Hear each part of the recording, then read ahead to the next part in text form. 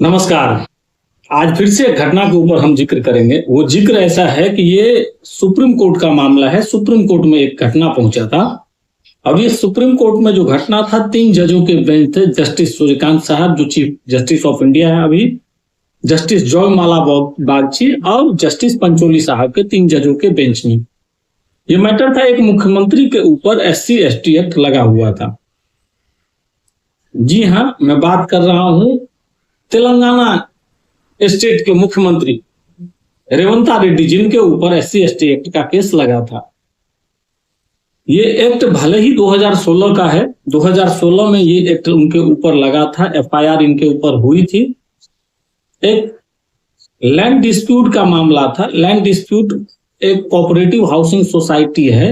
NPD Raju जो complainant थे, उस कोऑपरेटिव सोसाइटी के डायरेक्टर थे और वो जमीन विवाद से जुड़ा हुआ कुछ मामला था, जिसमें इनके ऊपर और इनके भाई और एक अन्य लोगों के ऊपर, जिसमें एक्यूज नंबर 3 नंबर पे मुख्यमंत्री रेवंत रेड्डी थे। एक्यूज नंबर 3 में इनका नाम है। 2016 का मामला, उस समय जब ये चीफ मिनिस्टर नहीं थे, ये उस टाइम पे MLA हुआ करते थे। MLA या MP हुआ करते थे तेलंगाना में। अब वो हुआ था 2016 में।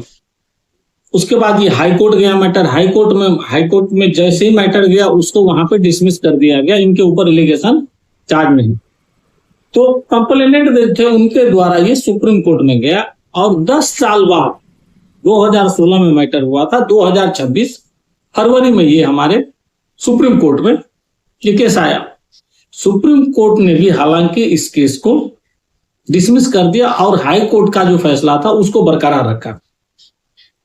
अब ये यहां तक सब ओके कि सोचिए, एक MP MLA जो अपने आप में भारत के लोकतांत्रिक व्यवस्था में या एक लोकतांत्रिक ढांचे में MLA या MP का अपना एक अस्तित्व है और वो एक पॉलिटिक्स में अपना एक स्थान रखते हैं। उनके ऊपर 2016 में हुआ था घटना। अब 2016 से लेके 2026 में जाके इनको क्लियरेंस मिला सुप्रीम कोर्ट से। बीच में हाई कोर्ट, फिर नीचे जुडिशरी से लेके हाई कोर्ट, हाई कोर्ट से लेके सुप्रीम कोर्ट। तो ये एक एज अ चीफ मिनिस्टर आप बात करें या एक MLA MP या पॉलिटिशियन के रूप में आप बात करें, ये एक मैटर है।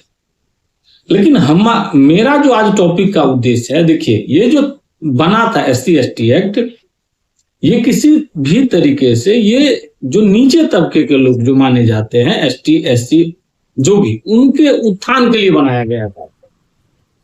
उनके उत्थान के लिए बनाने का प्रोग्राम, कोई भी कानून अगर आता है तो मैंने पहले भी बताया कि किसी भी समाज के उत्थान के लिए कानून बनाया जाता है। लेकिन जब इसी कानून का दुरुपयोग हुआ जाता है या किया जाता है, तो दुर्भाग्य वहां से उस कानून का शुरू होता है। मेरा यह भी मानना है कि SC/ST एक्ट में 100% जो केस है वो सही नहीं है, ये सबको पता है। और जितने रिपोर्ट में भी है कि 75 to 80% जो केसेस हैं वो फॉल्स है। ठीक है, लेकिन 20% या 10% तो सही है, ये तो सबको मानना पड़ेगा। तो वो जो ईमानदार लोग हैं या जो सही लोग, जब वो इस चीज का यूज करते हैं, इस्तेमाल करते हैं, तो भारत के इस लोकतांत्रिक देश में मुझे नहीं लगता है सभ्य समाज में किसी को भी इस बात से दिक्कत है। अगर किसी ने ऐसा कृत्य किया है तो आप उसके ऊपर SC/ST एक्ट का उपयोग करो, कोई दिक्कत नहीं है।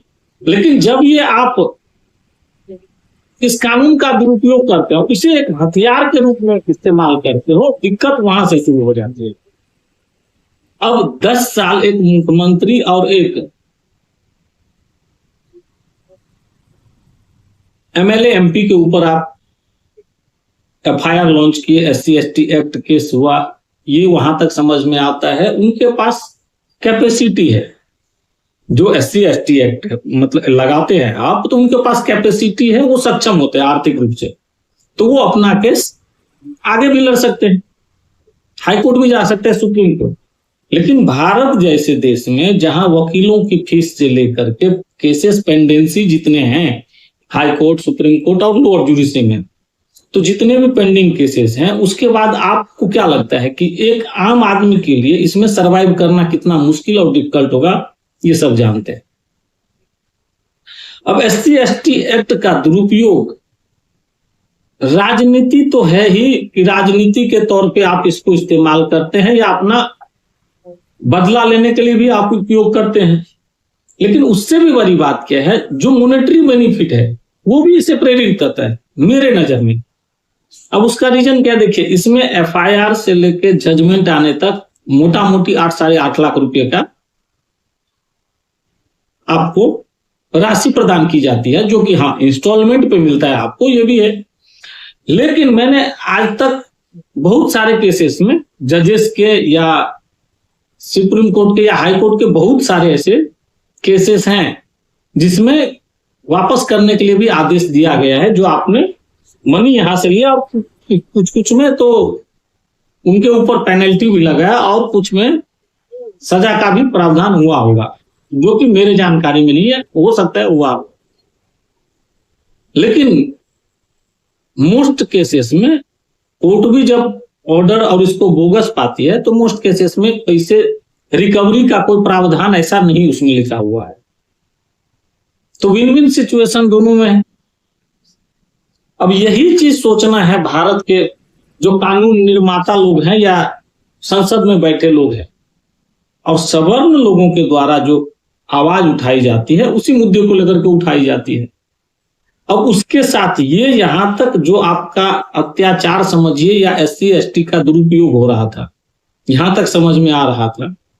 अब इसके साथ ही आपने जब ऐड किया है UGC, वो कहां तक क्षम्य होगा बताइए आप। फिर अगर सवर्णों में, सवर्ण इस देश के नागरिक नहीं है, सवर्ण भी इस देश के नागरिक हैं,